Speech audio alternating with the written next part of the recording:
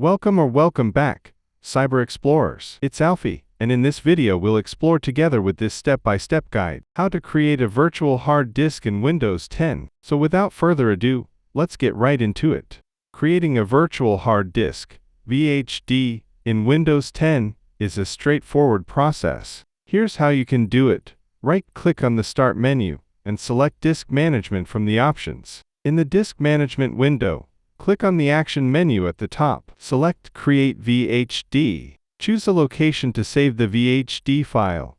Give it a name and specify the size. Select the format, VHD, older format, or VHDX, newer, supports larger sizes and better performance. Set the size of the virtual disk and choose between fixed size, allocates the full size immediately, or dynamically expanding, grows as needed. After creating the VHD, it will appear in the Disk Management window as an unallocated disk. Right-click on it and select Initialize Disk. Choose either MBR or GPT as the partition style. Right-click on the unallocated space of the VHD and select New Simple Volume. Follow the wizard to assign a drive letter, format the disk, and give it a name. Once completed, your virtual hard disk will be ready to use and will appear as a new drive in File Explorer. You can detach or reattach it later through Disk Management. And that's it for today. If you found this video helpful, please give it a thumbs up,